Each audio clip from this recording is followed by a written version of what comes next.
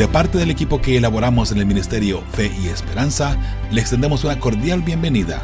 Esperamos que nuestra programación sea de crecimiento espiritual para usted y su familia. Esto es Radio Fe y Esperanza. Radio Fe y Esperanza. Muy buenos días, hermosa familia. Les saluda su amigo y servidor Joel Medina en esta hermosa mañana de miércoles 26 de agosto. Ya el tiempo va avanzando rápido, ¿verdad? Y lo más triste de todo es que no se detiene por nada ni por nadie.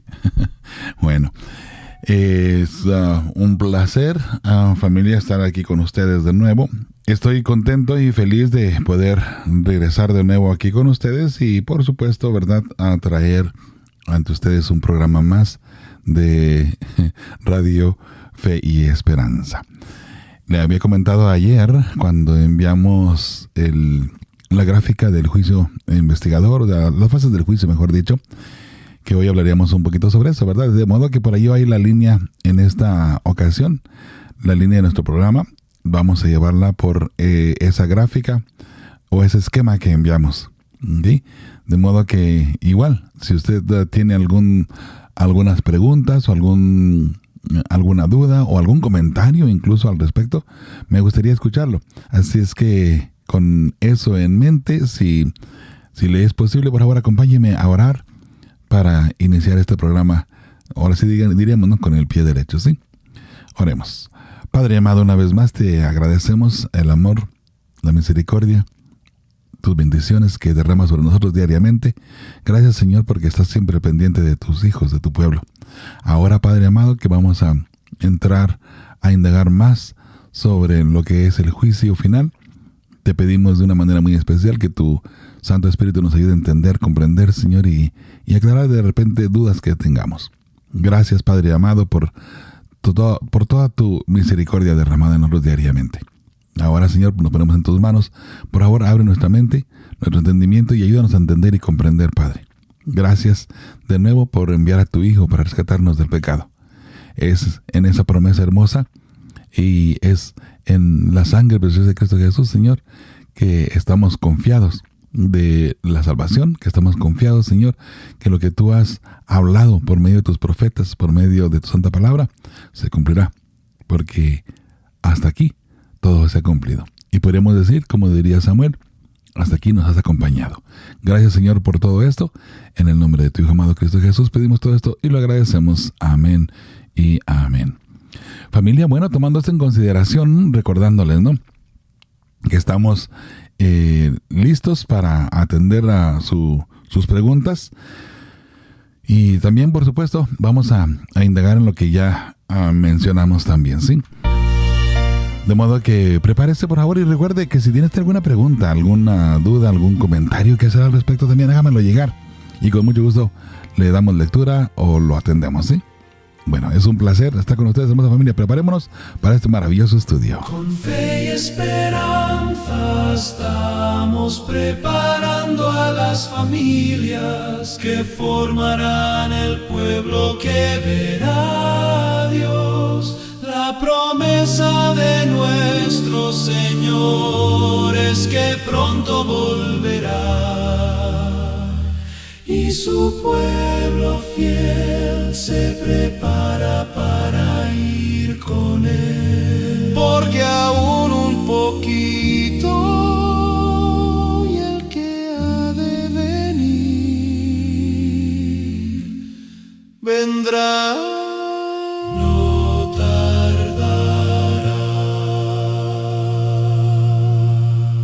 Muy bien, familia, vamos a entrar ya al tema de hoy. Les recuerdo que es sobre la gráfica que ya compartimos con ustedes desde ayer. Este esquema del juicio, de las fases del juicio, creo que es bastante amplio.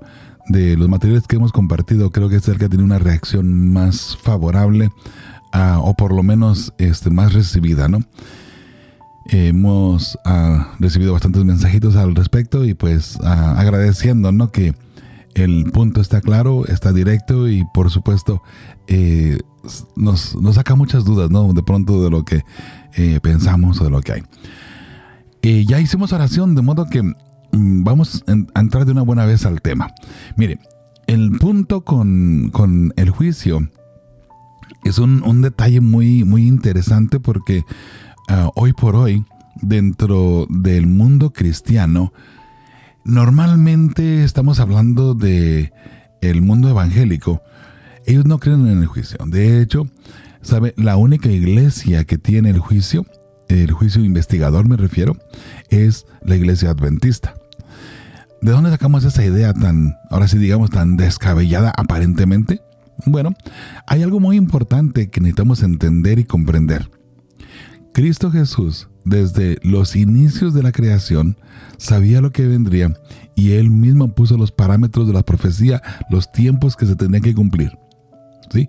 Lo hemos dicho anteriormente, la profecía de las 70 semanas. Cristo Jesús, en su magna sabiduría en la creación, Él sabía que el año 457, ahora sí, digamos, según nuestros calendarios que nosotros hemos puesto, en el año 457, allí empezaría las 70 semanas, al igual que la profecía de los 2300 tardes y mañanas.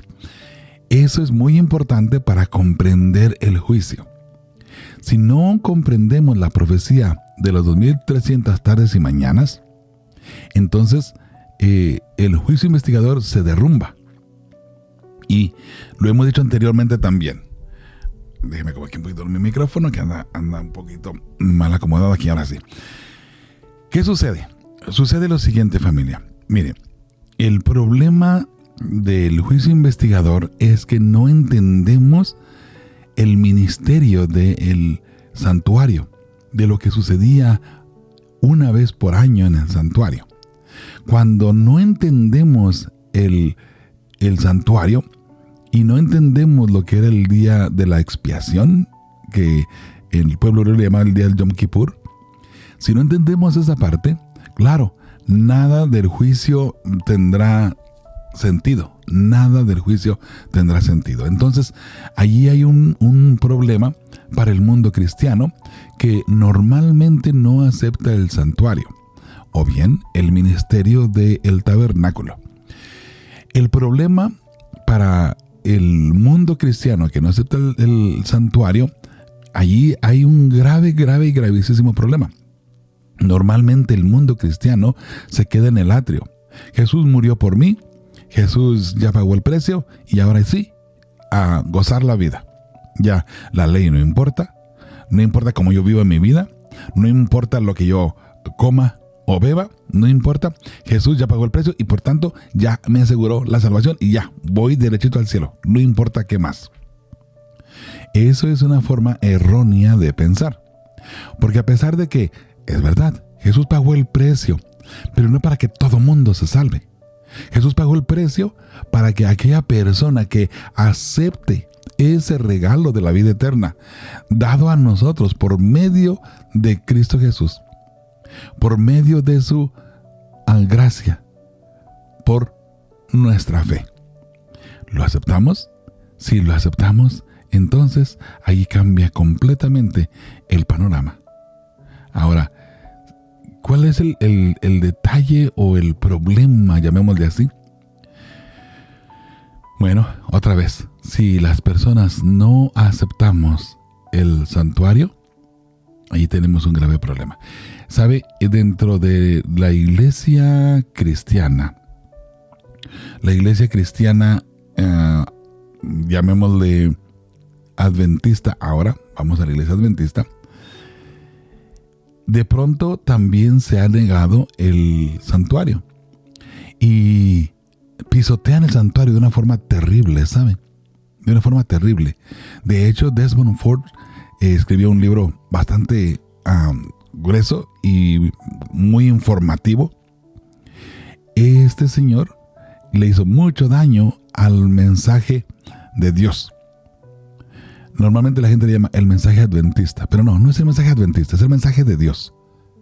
Esta persona escribió y en sus entrevistas que tenía en vivo decía: adiós santuario, adiós juicio investigador, eso no existe, eso no es verdad, y comenzaba con una serie de teorías atacando el santuario, atacando el mensaje de Dios.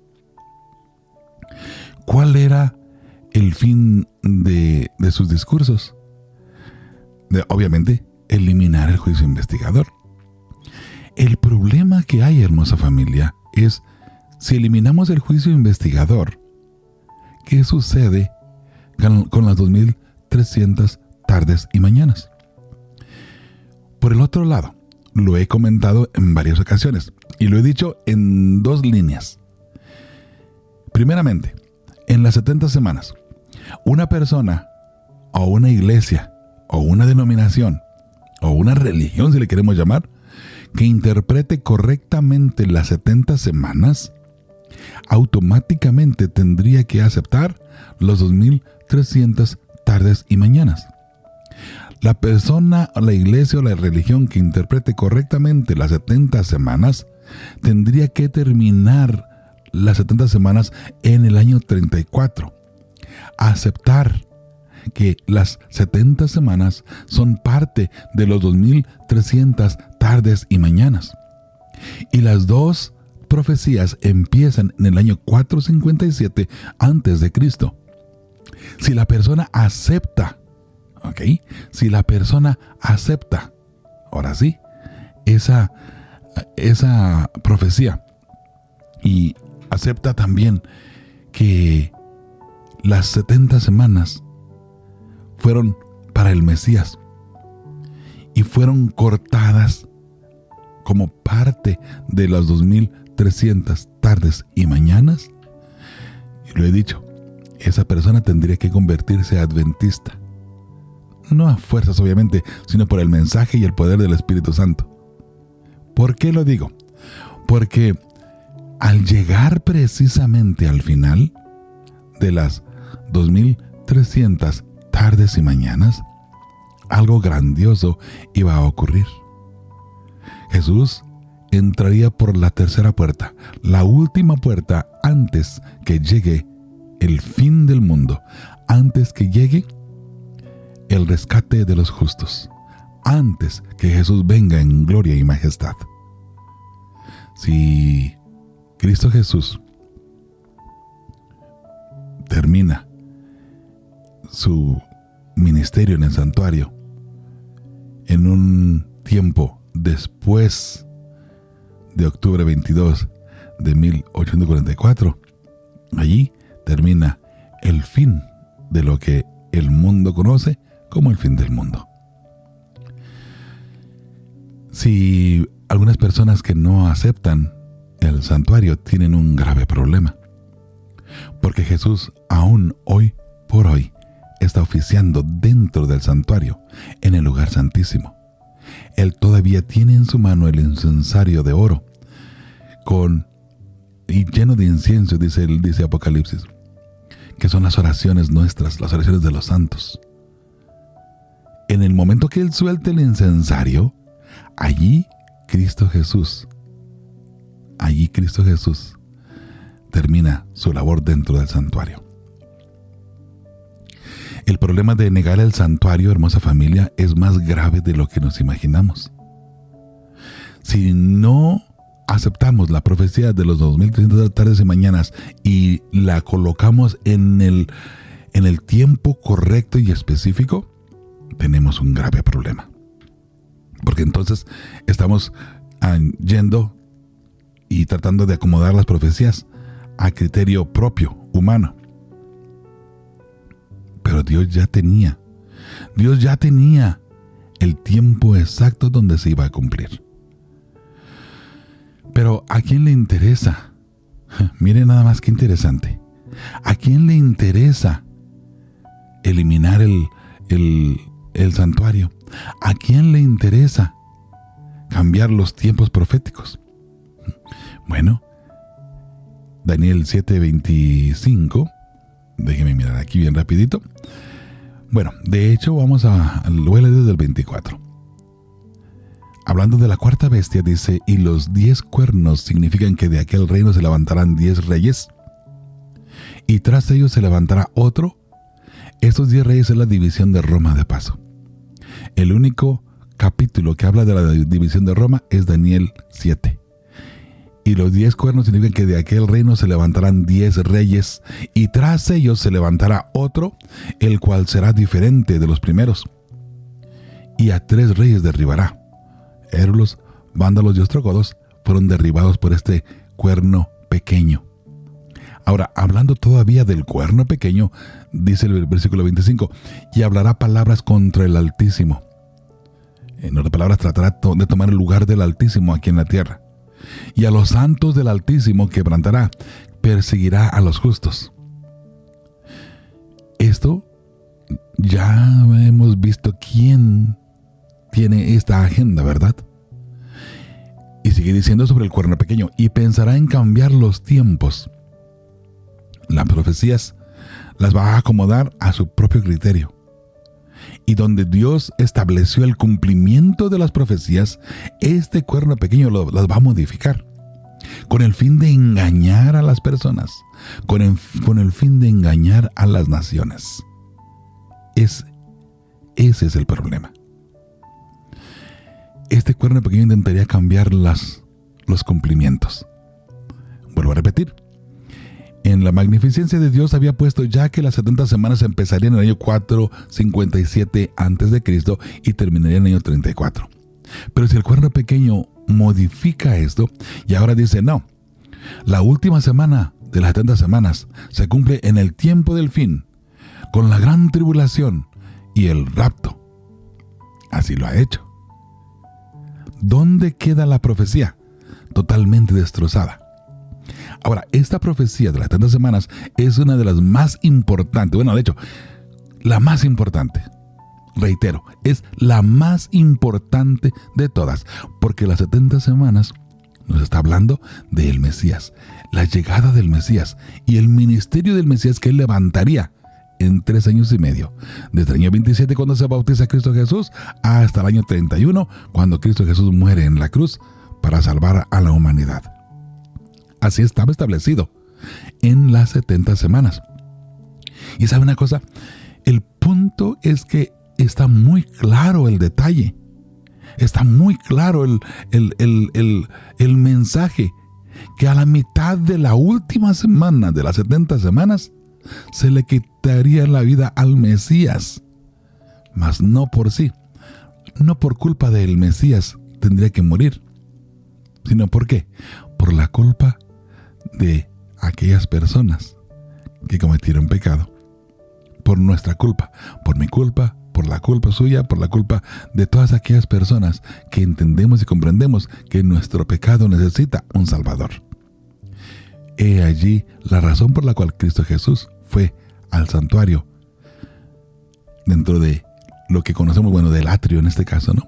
Porque el santuario está compuesto del lugar santo y el lugar santísimo. En el atrio, Cristo Jesús paga el precio para que usted pueda entrar al lugar santo y posteriormente al lugar santísimo, donde está la gloria de Dios. Ok, entonces, si se modifica esta profecía de las 70 semanas, ¿qué sucede con los 2300 tardes y mañanas? Así que eso sí queda completamente fuera de contexto y fuera de todo y prácticamente eliminada, ¿cierto? Porque las 70 semanas son 70 semanas, 70 veces 7 son 490 años, desde el año 457 a.C. al año 34. Ahora, mucha gente puede decir, pero no, ¿y cómo sabemos que empezó en el año 457? Es muy sencillo. Hay historia, hay registros del sacrificio de Cristo, de la crucifixión de Cristo Jesús y toda esa conmoción que se llevó a cabo allí. Josefo no era cristiano. Él no tenía por qué favorecer la labor de Cristo Jesús. Sin embargo, un historiador muy reconocido y muy confiable, al igual que Ussher, judíos por cierto, ellos registraron todo lo que pasó. Ahora, en ese registro nos daban cuenta la gran ayuda, por así decirlo, que estaban dando al conocimiento del cristianismo. Ellos registraron lo que sucedió con Cristo Jesús. Y Cristo Jesús murió en el año 31, según la historia. Si Jesús murió en el año 31 y la profecía decía que a la mitad de la semana iba a morir Jesús, entonces quiere decir, bella familia, quiere decir que 3 años y medio más tarde terminarían las 70 semanas. Eso nos lleva al año 34, de acuerdo a la historia. Ahora sí, de Jesús para acá. Y si la profecía terminó en el año 34, solamente hay que restar hacia atrás. Le va a llevar, sin duda alguna, al año 457 antes de Cristo. Bueno, si usa la calculadora sin nada más, le va a llevar al año 456. Pero recuerde que ahí entre el año 1 y el año 0 le agregamos un año por el problema del calendario gregoriano nada más, ¿ok? Si usted utiliza el calendario hebreo, no va a tener ningún problema en llegar precisamente al mismo año, ¿ok? No se preocupe por esa parte. No se altera en lo más mínimo ni el tiempo ni la profecía, ¿ok? Ahora, ¿qué pasa si aceptamos las 70 semanas? Si aceptamos las 70 semanas, entonces aceptaremos automáticamente que las 70 semanas son parte de los 2300 tardes y mañanas. Y eso nos lleva, ahora sí, del año 457, ahora sumamos 2300 días, los convertimos en años. Nos lleva exactamente al año 1844. Octubre 22. ¿Y por qué octubre 22? Porque octubre 22 era, según el calendario hebreo, ahí cae el día del Yom Kippur, el día de la purificación del santuario. Y así como dice el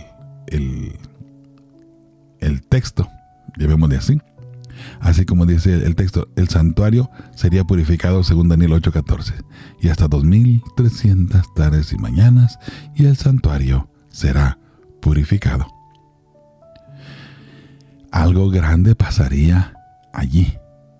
¿Y cómo vamos a entender esa parte? Muy sencillo. Ahora vamos de regreso a la carpa de Moisés, que era el tabernáculo. ¿Qué sucedía? Una vez al año? Ahí encontramos al sumo sacerdote oficiando un ritual especial. Solamente el sumo sacerdote podría hacer esto una vez al año. Y eso era el día de la expiación, el día de la purificación, como le quiera llamar. Y en ese día se limpiaba el santuario. ¿Pero de qué se limpiaba? Del polvo que había levantado durante todo un año, porque recuerde, solamente una vez al año entraba el sumo sacerdote, adentro del lugar santísimo, ¿ok? Solamente una vez al año. Entonces, bueno, entraba a limpiar el polvo. Efectivamente, entraba a limpiar el polvo. No obstante, la limpieza más significativa era limpiar los pecados del pueblo. Sacar no solamente el polvo, sacar los pecados que se habían acumulado durante todo el año, los pecados del pueblo que estaban allí, esperando a que viniera el sumo sacerdote, precisamente a sacarlos. Y allí se eliminaban los pecados completamente. Todo esto era significativo, era el tipo, porque ahora viene el antitipo en Cristo Jesús en el santuario celestial. Cuando el sumo sacerdote hacía este ritual, recordemos que él sacaba los pecados del pueblo que se acumularon durante todo el año y los ponía en Azazel, que era un macho cabrío o un chivo, si le quiere llamar así. Los ponía en la cabeza de Azazel. Azazel representaba a Satanás, que al último cargaba con todos los pecados del pueblo que se habían acumulado durante todo el año, y ese macho cabrío era llevado al desierto donde ella moría. Esa parte todavía no se cumple en el santuario, porque Jesús en el año 1844, Jesús entró al lugar santísimo. Pasó del lugar santo al lugar santísimo. Ahora, mucha gente dice, bueno, yo no creo en esa parte, porque también se está dudando eso de paso dentro de la iglesia. Yo no creo en esa parte. Bueno, si usted no cree en esa parte, entonces dígame qué fue lo que pasó en 1844 cuando se cumplió la profecía.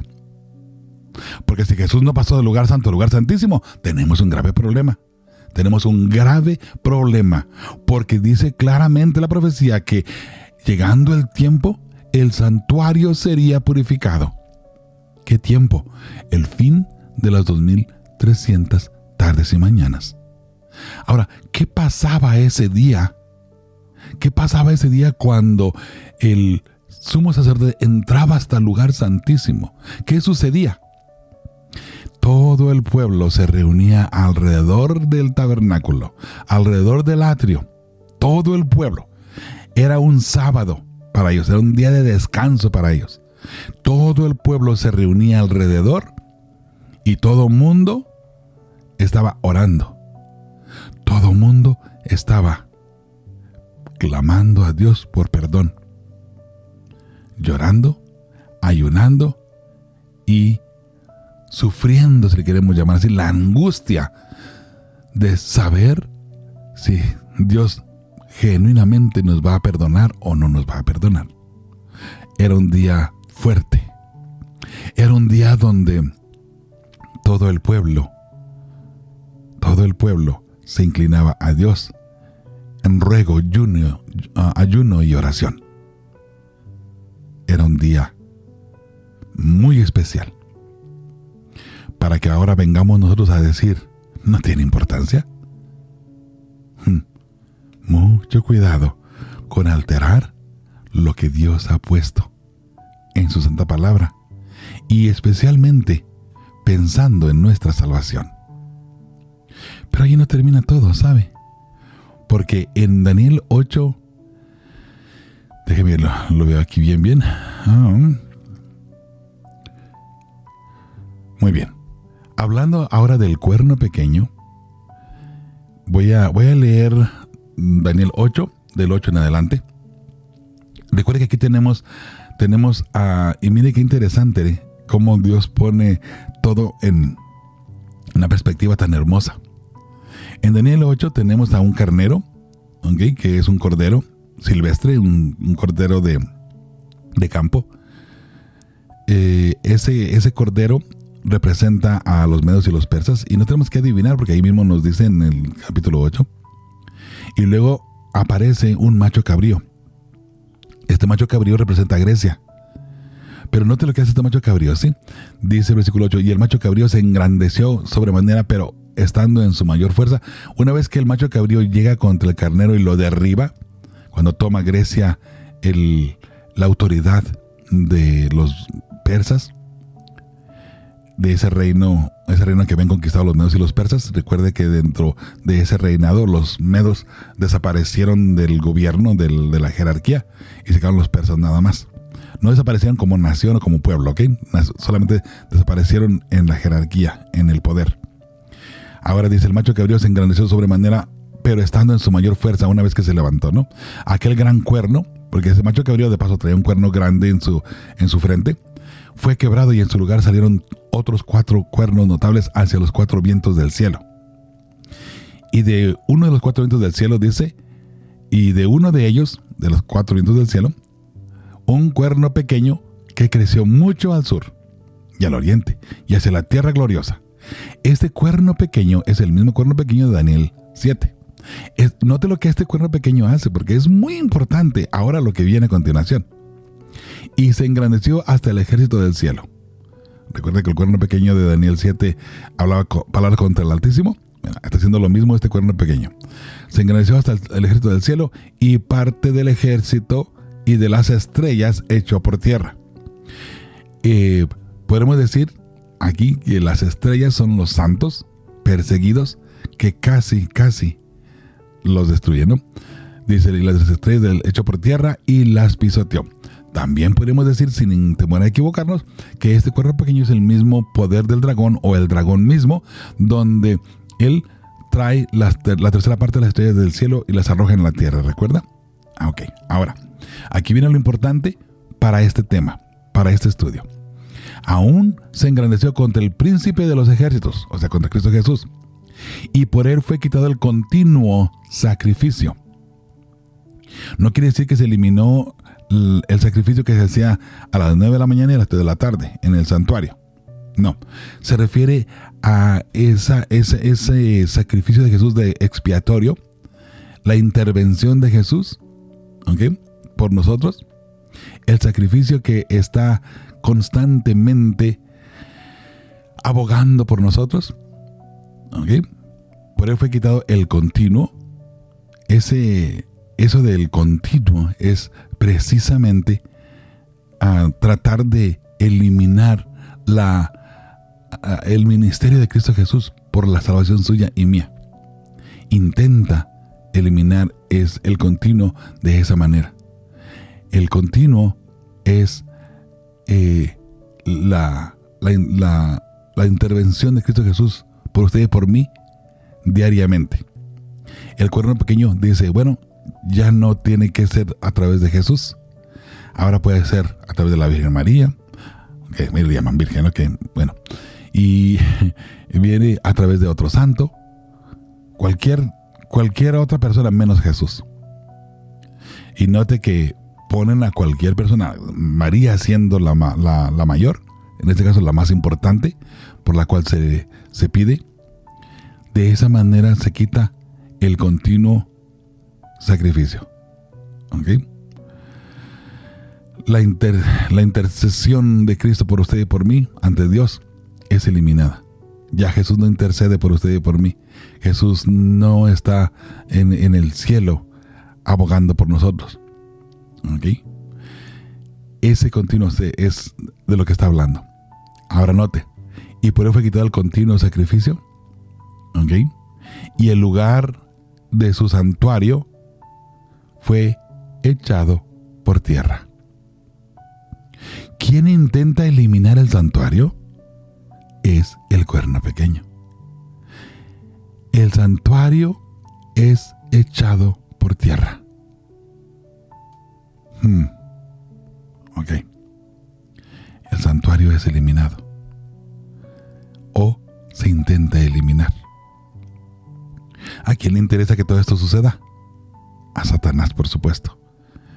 Él no quiere que estos mensajes lleguen al pueblo. Y sabe, es muy importante que entendamos nosotros que Cristo Jesús ha hecho ya lo suficiente. Por medio del ministerio del santuario lo podemos ver. El ministerio de Cristo Jesús para la salvación suya y la salvación mía. Pero ¿cuál es el problema? El problema es que el cuerno pequeño, el anticristo, Satanás, el poder papal, quiere eliminar el cumplimiento de las profecías y quiere eliminar también la intervención o el mensaje del santuario. Por eso, no se sorprenda que en el mundo cristiano le den muy poca importancia al santuario. Igual, si el mundo cristiano entendiera toda la labor del santuario, el ministerio completo del santuario, empezaría en el campamento, luego el atrio, donde Jesús muere, donde es crucificado, y luego entrarían a la Edad Media, que es en el lugar santo. Y del lugar santo, si entendieran correctamente las 70 semanas, entrarían al lugar santísimo en el año 1844, con lo que es, o se le llama, o se conoce como el Gran Chasco. Si las personas entienden que el Gran Chasco en realidad fue algo puesto por Dios, no por la humanidad. Guillermo Miller y el movimiento millerita no se equivocaron porque no tenían el Espíritu Santo. Al contrario, porque tenían el Espíritu Santo es que se equivocaron. Oye, eso como que choca, ¿no? A ver, ¿cómo que tenían el Espíritu Santo y se equivocaron? Es muy sencillo. Dios había puesto un sello donde las profecías finales no se podrían entender hasta que se cumpliera la profecía. Antes de octubre 22 de 1844, la profecía de los 2300 tardes y mañanas no se podría entender. Eso usted lo encuentra muy bien detallado en Daniel 8, versículo 26, Daniel 12, versículo 4 y luego Daniel 12 del 8 al 10. El punto es de que estaba sellado y no se podría entender, no se podría comprender, porque entonces el conocimiento, que sería, ahí le llama la ciencia en el versículo 4 de Daniel 12, aumentaría una vez que llegue el fin de esa profecía. De esa forma, hermosa familia, es que llegamos a 1844 y ahora sí, empezamos con lo que conocemos como el juicio investigador. En el santuario, el día del Yom Kippur, una vez al año, el sumo sacerdote entraba al lugar santísimo y allí se hacía el juicio investigador. En el santuario hebreo. Primero en la carpa que Moisés levantaba en el desierto y luego después en el templo de Salomón. Sí, todo eso era algo que vendría a transformarse. Eso era el tipo y ahora tenemos el antitipo donde se cumple en Cristo Jesús. El sacrificio en el altar, allí en el atrio. Ese sacrificio era el tipo y el antitipo fue Cristo Jesús muriendo en el año 31 en la cruz del Calvario. Ahí se cumplió. Ahora para nosotros, en octubre 22, 1844, empieza el juicio investigador. Y recuerde, la palabra de Dios dice claramente, hasta 2313 mañanas, luego el santuario sería purificado. En otras palabras, cuando termine esta profecía, empezará el juicio investigador en el cielo. Ahí puse unos textos bíblicos más relevantes sobre los temas. ¿Ok? Sobre los temas. Dice 1 de Pedro 4:17, porque es tiempo que el juicio comience por la casa de Dios. Y si primero comienza por nosotros, ¿cuál será el fin de aquellos que no obedecen el evangelio de Dios? El juicio empieza por nosotros, por la casa de Dios, por el pueblo de Dios, por los cristianos, por el verdadero pueblo de Dios. Así era lo que pasaba en aquel entonces en el santuario. El pueblo de Dios era el que era el que venía al juicio, ¿no? No las naciones paganas, era el pueblo de Dios. De modo que igual vamos entrando a 1844 y el juicio empieza por la casa de Dios. Ahora, ¿quiénes son juzgados? ¿Sabe? En el juicio investigador, los que son juzgados hoy por hoy son los muertos. Los que están muertos ahora, pero que murieron en el Señor. Apocalipsis 14:7 dice, diciendo a gran voz, temed a Dios y dadle gloria, porque la hora de su juicio ha llegado, y adorad al que hizo el cielo y la tierra, el mar y las fuentes de las aguas. En este tiempo ha llegado el juicio. El mensaje del primer ángel, el llamado del primer ángel, nos advierte, ya llegó el juicio. ¿Cuándo llegó el juicio? Octubre 22 de 1844 llegó el juicio. Ahí empieza el juicio investigador. Salmos 75:2, al tiempo que señalaré, yo juzgaré rectamente, dice Jehová. ¿Cuándo? El tiempo que yo señalaré.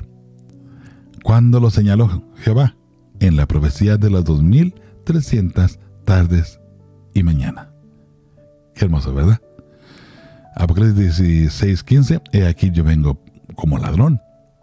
Bienaventurado el que vela y guarda sus ropas para que no ande desnudo y vean su vergüenza. Ahora, el último texto nos va llevando al que sigue y así sucesivamente.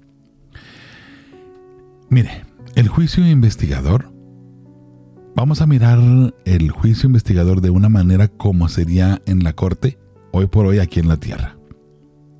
Si hay un crimen que se cometió,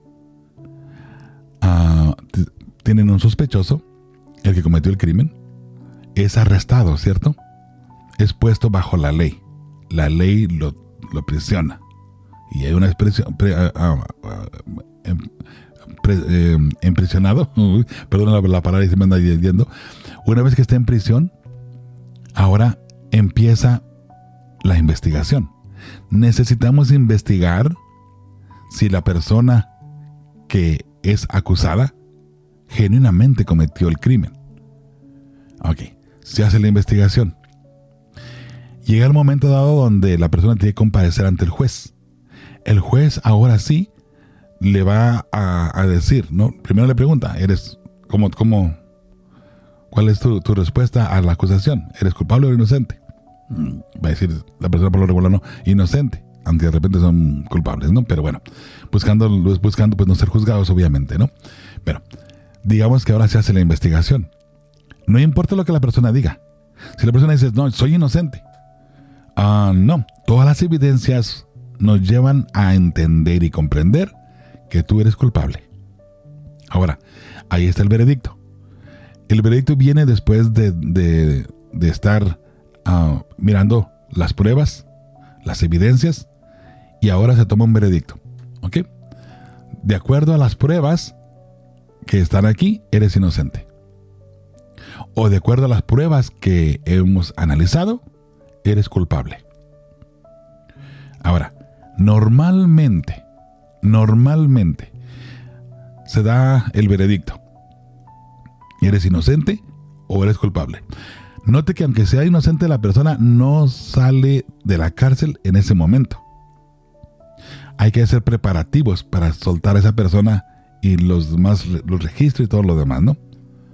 Todavía se lleva a la celda, todavía se pone allí mientras que se acomoda todo para darle la libertad. O por lo contrario, si la persona es culpable, normalmente si la persona es culpable, pues, obviamente regresa de nuevo a la cárcel y después es traído una vez más ante el juez. Ya se dio el veredicto, eres culpable. Después viene para la sentencia. Aunque también en algunos casos, dependiendo el crimen y dependiendo cómo vaya la corte, el procedimiento de la corte, en algunos casos allí mismo se da la sentencia. Pero son dos puntos diferentes.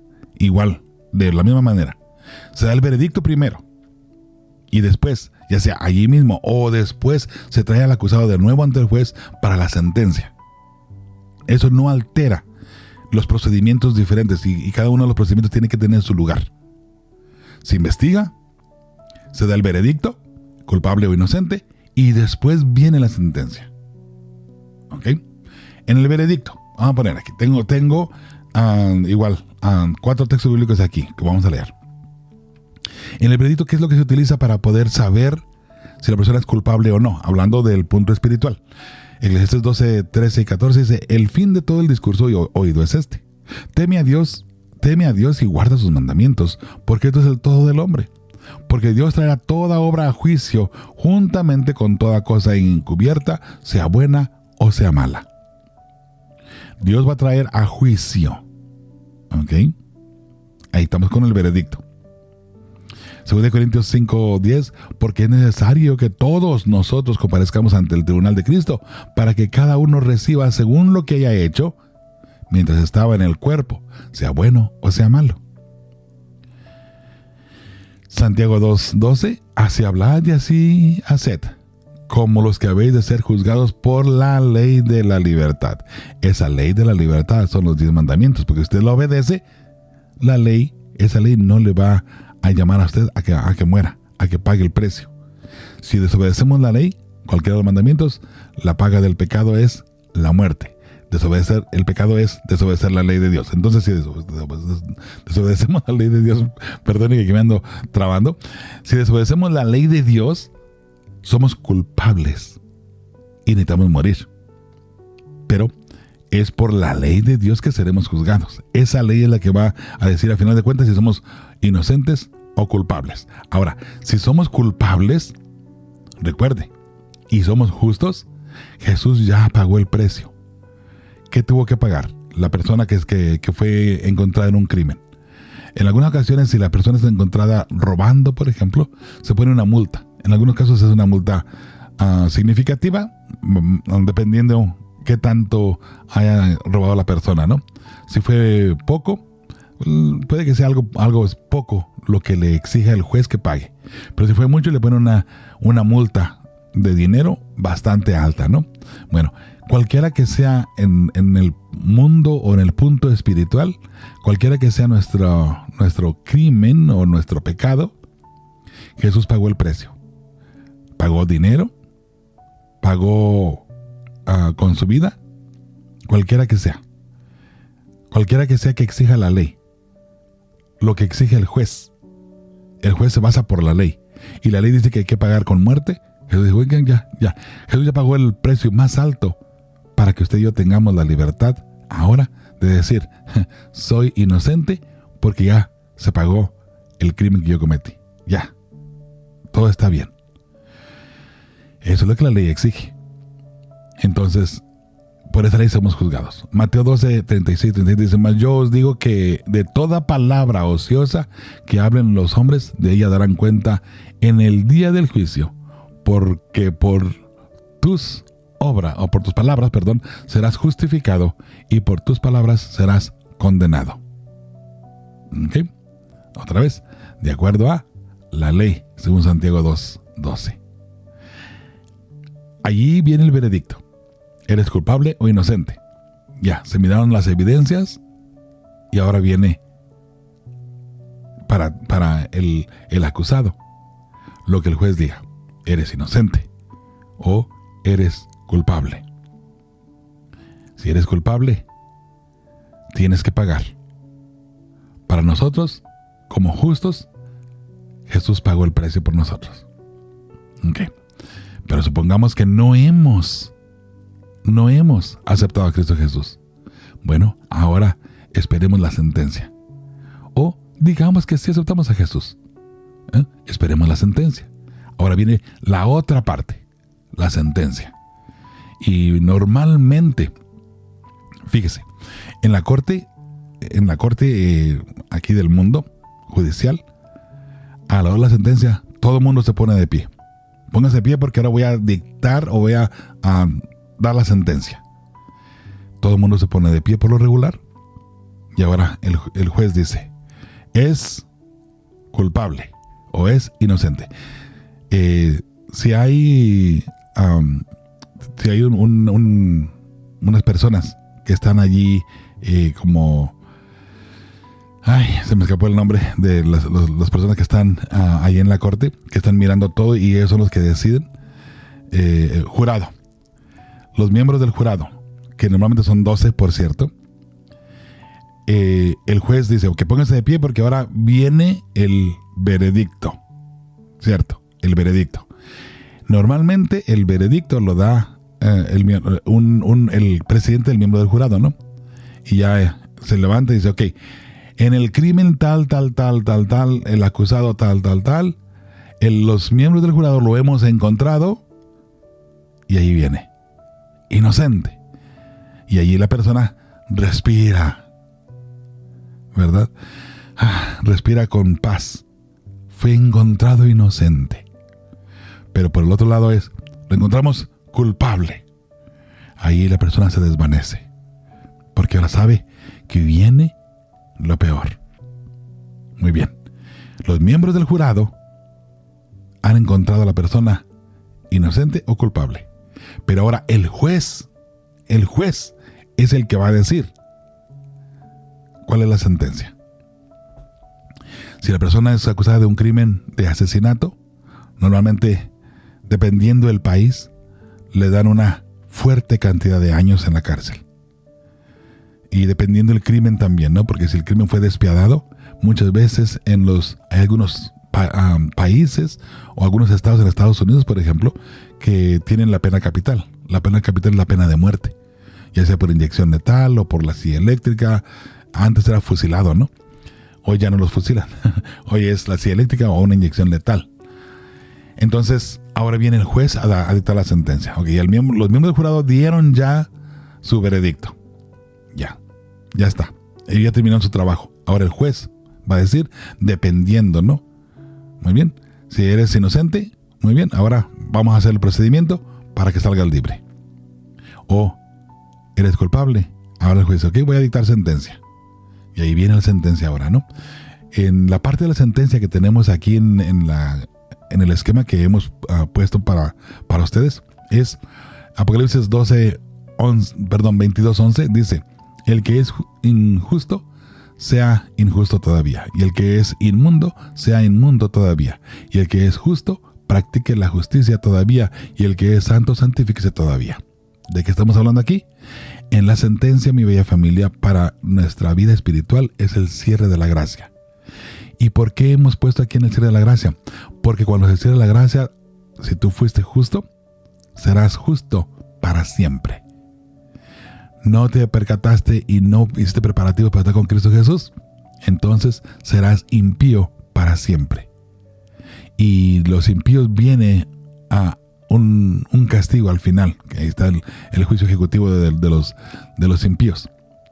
Pero se cierra el tiempo de la gracia. Ahí terminó para todos los seres humanos la oportunidad de poder llegar ante Cristo Jesús. Recuerde, mientras de que Jesús nos suelte el incensario en el cielo, Jesús está listo y dispuesto a recibir tu súplica de perdón. Si es así, entonces Cristo Jesús te perdona. Una vez que Él suelte el incensario, se cierra la puerta y ya, aunque vengas de todo corazón pidiendo perdón, se cerró la puerta. Ya no importa tu sinceridad, ya no importa lo que sucedió. Por eso es que el día de salvación es hoy. Hoy es el día de Jehová. Hoy es el día que necesitamos acercarnos a Él para poder tener el perdón de Jesucristo. Aún tiene el incensario en sus manos. Mateo 7:21 al 23 dice: no todo el que me dice Señor, Señor entrará en el reino de los cielos, sino el que hace la voluntad de mi Padre que está en los cielos. Muchos me dirán en aquel día: Señor, Señor, ¿no profetizamos en tu nombre, y en tu nombre echamos fuera demonios, y en tu nombre hicimos muchos milagros? Y entonces les declararé: no os conozco. Apartaos de mí, hacedores de maldad. Y en realidad la Biblia dice: nunca os conocí. No les conozco, nunca los conocí. Apartaos de mí, hacedores de maldad. Hacedores de maldad, en algunas versiones dice: apartaos de mí, ustedes que violan la ley, los 10 mandamientos. Apartaos de mí, ustedes que violan los 10 mandamientos. Interesante, ¿cierto? Mateo 25:10 dice: pero mientras ellas iban a comprar, vino el esposo, y las que estaban preparados, entraron con él a las bodas, y se cerró la puerta. Antes que se cierre la puerta, la invitación es para ti, para mí también. La invitación es para que nos acerquemos a Jesús y pidamos perdón antes que se cierre la puerta. Antes que Jesús suelte el incensario de oro que todavía cuelga de su mano derecha. Antes de que Él lo suelte, acerquémonos. Sí, acerquémonos a Jesús y pidamos perdón. Se cerró la puerta. En esta misma fase está el juicio ejecutivo para los justos. El juicio ejecutivo es cuando se les da la recompensa. Esto es en la venida de Cristo Jesús. ¿Ok? Recuerde, se cerró la puerta. Un periodo de años. No son días de paso, son algunos años. Cristo Jesús viene en gloria y majestad. Allí está la recompensa para los justos. Mateo 24:30 dice: entonces aparecerá la señal del Hijo del Hombre en el cielo, y entonces lamentarán todas las tribus de la tierra, y verán al Hijo del Hombre viniendo sobre las nubes del cielo, con poder y gran gloria. Ahí viene Cristo Jesús. ¿Cuál es el propósito? De llevar a sus hijos al cielo, obviamente. 1 Corintios 15, 51 y 52 dice: he aquí os digo un misterio. No todos dormiremos, pero todos seremos transformados. En un momento, en un abrir y cerrar de ojos, a la final trompeta. Porque se tocará la trompeta, y los muertos serán resucitados incorruptibles, y nosotros seremos transformados. He aquí viene Cristo Jesús con la recompensa a los justos, aquellas personas que se prepararon, aquellas personas que aceptaron su sacrificio en la cruz, que aceptaron por fe su sangre redentora que les limpia de todo mal. 1 Tesalonicenses 4, 16 y 17. Los muertos en Cristo resucitarán primero. Bueno, el 17 nada más. Luego nosotros, los que vivimos, los que hayamos quedado, seremos arrebatados juntamente con ellos en las nubes para recibir al Señor en el aire, y así estaremos siempre con el Señor. Esa es la recompensa para los justos. Luego viene un lapso de tiempo de 1000 años. Esos 1000 años son literales. Ahora, alguna persona dice, bueno, ¿son literales o no son literales? ¿Sabe? Hasta cierto punto ya no importa. Porque ya estamos ante la presencia de Dios. Y ahora, por la eternidad de Dios, es que somos eternos juntos con Él. De modo que 1000 años será como un día. Uf, qué rápido pasó. ¿A poco ya pasaron 1000 años, oiga? Pues sí, ya tengo que regresar a la tierra. Espera que me estaba acostumbrando aquí, espera que me estaba acomodando. ¿Verdad? No, es tiempo de regresar a la tierra. Pero en el cielo, esos 1000 años, ¿qué tendremos que hacer? ¿Okay? ¿Cuál es el plan de Dios? Primeramente, que conozcamos su morada, donde Él vive. Y obviamente, que conozcamos otros mundos, guiado por los ángeles. Después que estemos aquí en la tierra, podremos seguir visitando otros mundos, pero en el cielo, en esos 1000 años, tenemos la oportunidad de conocer el vasto universo, los universos, las galaxias que la humanidad jamás de los jamases, por mucho que lo intente, jamás conocerá. Ni siquiera tenemos la remota idea de todo lo que hay ahí en el cielo. 1 Corintios 6, 2 y 3 dice: ¿O no sabéis que los santos han de juzgar al mundo? Ese juicio formativo es cuando usted y yo vamos a tener la oportunidad de analizar los archivos de nuestros seres amados que nos llegaron al cielo. Y podemos allí darnos cuenta del por qué, cuál fue la razón por la cual X persona que conocimos aquí en la tierra no está en el cielo. Y si el mundo ha de ser juzgado por vosotros, ¿sois indignos de juzgar cosas muy pequeñas? ¿O no sabéis que hemos de juzgar a los ángeles? También juzgaremos a Lucifer, a Satanás, y los ángeles que se dejaron engañar por él de paso. También podemos mirar allí el amor de Dios, la justicia divina que llega ahora para ser ejecutada en los impíos en la siguiente fase.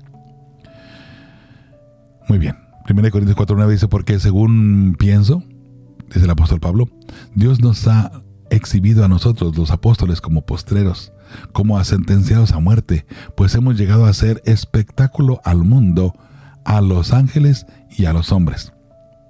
Las miradas están puestas aquí en este mundo por la entrada de Satanás, por haber caído en desobediencia. La hueste celestial y toda la creación de Dios está mirando la tierra, porque aquí es donde se está mirando y exaltando el amor de Dios. Esas experiencias que estamos viviendo usted y yo aquí hoy por hoy, es lo que están mirando los ángeles en el cielo. Es lo que están mirando, analizando y mirando cómo el amor de Dios y su justicia divina son puros y verdaderos. Apocalipsis 21:4 dice: enjugará Dios toda lágrima de los ojos de ellos, y ya no habrá muerte, ni habrá más llanto, ni clamor, ni dolor, porque las primeras cosas pasaron. Tendremos la oportunidad de mirar por qué de pronto nuestros padres, nuestros hijos no llegaron al cielo. Será muy triste para muchas personas, y por eso es que derramarán lágrimas. Pero Dios,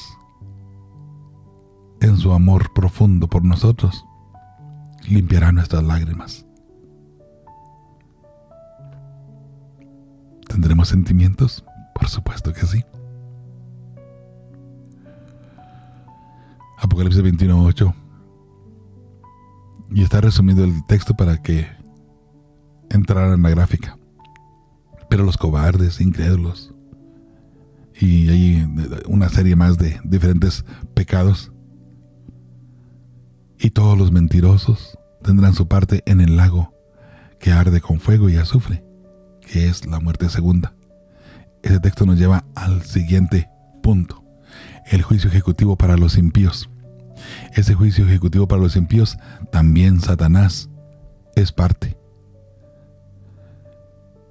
Al fin de los 1000 años se ejecuta la sentencia. Satanás, sus ángeles y los impíos son destruidos aquí en la tierra, no en el cielo ni en ningún otro lugar. Aquí en la tierra son destruidos, porque aquí en la tierra empezó el mal, aquí en la tierra también va a terminar. Apocalipsis 22:15 dice: más los perros estarán fuera. Los perros son los impíos, de paso, y los hechiceros, los fornicarios, los homicidas, los idólatras y todo aquel que ama y hace mentira estarán afuera. El hecho de amar y hacer mentira es rechazar a Jesús, ok, de paso. Apocalipsis 20:12 al 15. Y vi a los muertos grandes y pequeños de pie ante Dios, y los libros fueron abiertos. Esos muertos, hermanos, son los impíos, ¿ok? Que ante Dios ya están destruidos, ¿no? Ellos están de pie ante Dios. Dice: los libros fueron abiertos, y otro libro fue abierto, el cual es el libro de la vida, y fueron juzgados los muertos por las cosas que estaban escritas en los libros según sus obras. Y el mar entregó los muertos que había en él, y la muerte y el Hades entregaron los muertos que habían en ellos, y fueron juzgados cada uno según sus obras. Y la muerte y el Hades fueron lanzados al lago de fuego.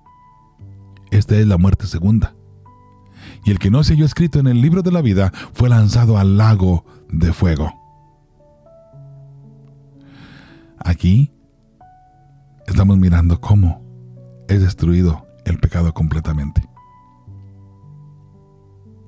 Salmos 37:9 dice: porque los malignos serán destruidos, pero los que esperan en Jehová, ellos heredarán la tierra.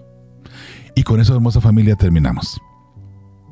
Con eso hemos establecido lo que es el juicio investigador, lo que es esas fases que nos llevan precisamente a entender y comprender la obra de Dios para nosotros. Es importante, familia, que usted y yo comprendamos hoy por hoy dónde está nuestra vida espiritual, nuestro conocimiento sobre todo esto. Recuerde que Satanás va a ser lanzado también al lago de fuego. Voy a poner cita también aquí. Creo que me falta esa cita, luego la compartiré de nuevo, corrigiendo lo que está en el juicio ejecutivo para los justos de Tesalonicenses, y luego agregando la cita aquí al último, donde Satanás será echado también allí, ¿sí?, en el lago de fuego. Hermosa familia, recordemos que el lago de fuego es la gloria de Dios. El impío no puede estar cerca de Dios, porque Dios es fuego consumidor. El impío no puede estar cerca de Dios. Y algo muy interesante, vemos en Isaías 33, lo voy a buscar aquí para leerlo textualmente. Isaías 33 y el versículo 14 dice de la siguiente manera: los pecadores se asombraron en Sión, espanto sobrecogió a los hipócritas. ¿Quién de nosotros morirá con el fuego consumidor? ¿Quién de nosotros habitará con las llamas eternas? ¿Quién va a estar en el fuego consumidor? Rápido las personas dicen: no, pues los impíos van a ser destruidos.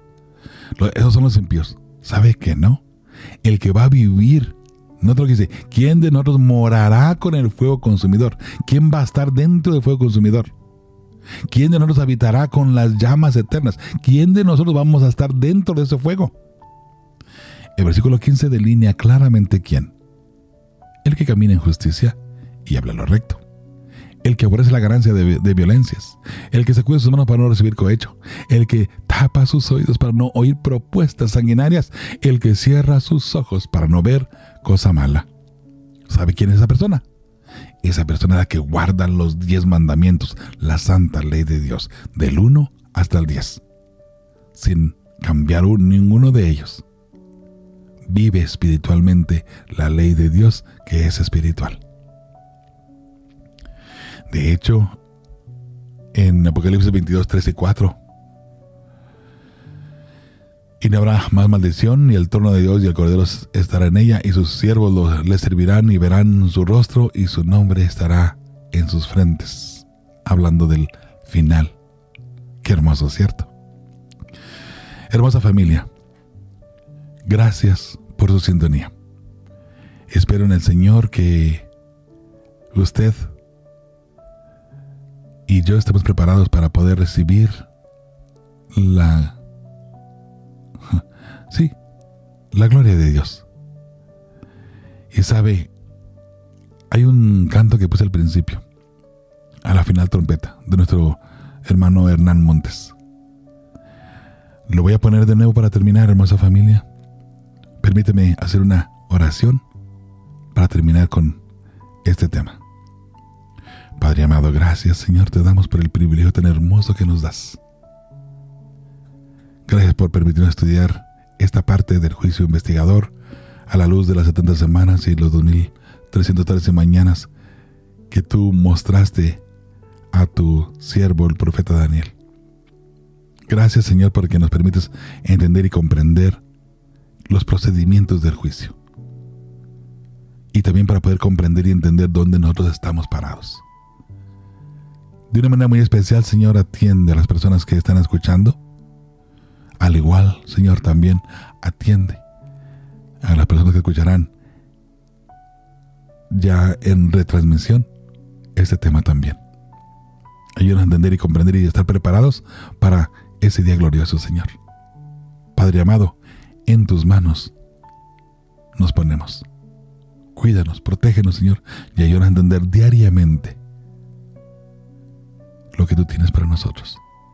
Ayúdanos a entender diariamente, Señor, que debemos estar a cuentas contigo. Perdona nuestras faltas. Perdona, Señor, perdona nuestros pecados. Límpianos de todo mal y haznos aptos y limpios para poder morar en tus llamas, dentro de tu fuego consumidor. Gracias, Señor, por todo esto. Lo pedimos y lo agradecemos en el nombre de tu Hijo amado, Cristo Jesús. Amén y amén. Hermosa familia, recuerde que el fuego consumidor a los justos los purifica, a los impíos los destruye. La decisión no es de Dios que va a ser su fuego consumidor en tu vida. La decisión es tuya. De modo que prepárate para vivir eternamente en la gloria de Dios. Recuerde que esas ropas que se han prometido para el pueblo santo son las mismas ropas que tenía Adán antes de caer. ¿Ok? De modo que volvamos a vestirnos de la gloria de Dios. Y así vivamos para siempre con el Señor, porque Dios mismo se encargará de eliminar y desarraigar completamente y para siempre el mal. Ya no va a haber oportunidad para que vuelva de nuevo la maldad al mundo perfecto de Dios. Dios les bendiga de forma sobreabundante, hermosa familia, y recuerde, estamos aquí para servir. Cualquier pregunta, cualquier duda, por favor, no dude de contactarnos. Joel Medina. En nuestra página de internet oficial es feyesperanza.org. feyesperanza.org. Ahí usted puede encontrar esta lámina, que voy a actualizarla, por cierto. Hay un detalle aquí que ahora que la examiné de nuevo y paso por paso, me doy cuenta que necesito agregar 2 textos y arreglar uno que está aquí mal. No está mal en lo que le faltan. Le falta aquí como 2 o 3 palabras. Pero bueno, hermosa familia, que Dios les bendiga de forma sobreabundante. Y recuerde que los materiales de fe y esperanza los hacemos con el propósito de que le ayuden a usted a crecer espiritualmente. Y por supuesto, los puede duplicar, los puede compartir con quien usted guste, con quien usted quiera. Solamente no los venda nada más. Y si los vende, pues nos manda el dinero a nosotros, ¿verdad que sí? Dios les bendiga de forma sobreabundante, familia. Y pues ha sido un placer acompañarles. Un abrazo fuerte para todos ustedes y nos escuchamos, Dios mediante, en la próxima. Hasta pronto, hermosa familia. Dios bendiga a su pueblo fiel y recuerde, pronto sonará la trompeta. Esa trompeta ya marca a Cristo Jesús en las nubes de los cielos. Prepárese. Usted y su familia deben de estar allí. Mi Jesús está volviendo en poder y gloria.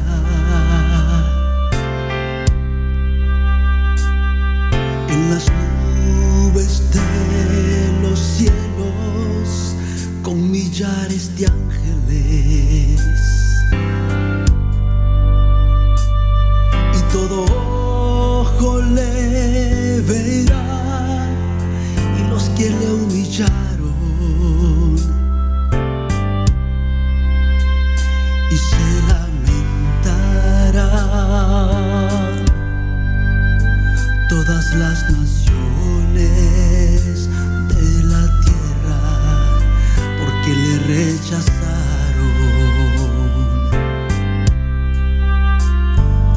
Sin tardar el justo, fiel y verdadero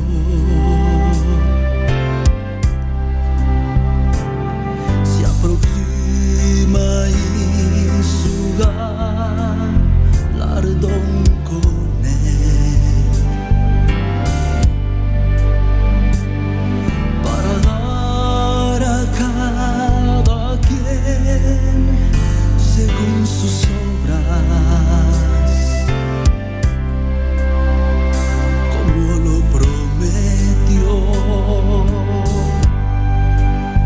Así Jesús vendrá a la tierra por ti y por mí,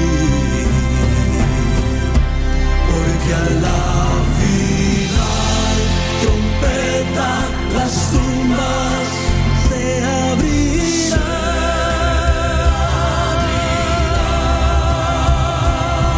los muertos oirán y con los vivos se levantarán, y en un abrir y cerrar de ojos transformados seremos, y viviremos con Jesús por la eternidad.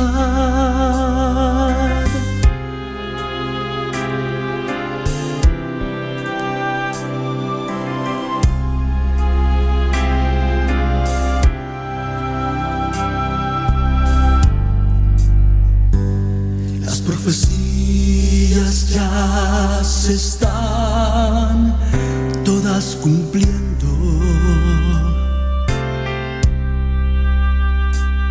y el remanente del Señor sufrirá persecución. Pero aún en el dolor y la tristeza verán la protección del brazo poderoso de nuestro gran Dios. Ya muy pronto se verá allá en el cielo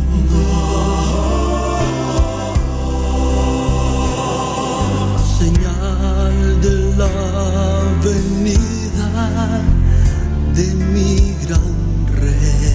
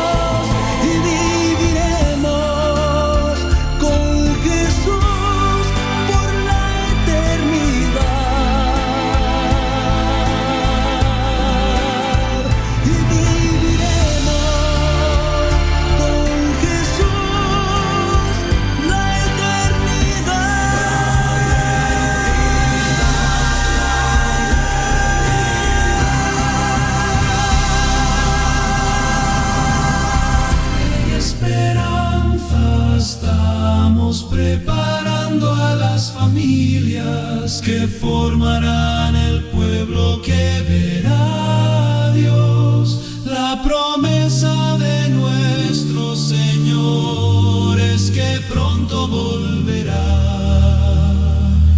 y su pueblo fiel se prepara para ir con Él, porque aún un poquito y el que ha de venir vendrá. No tardará.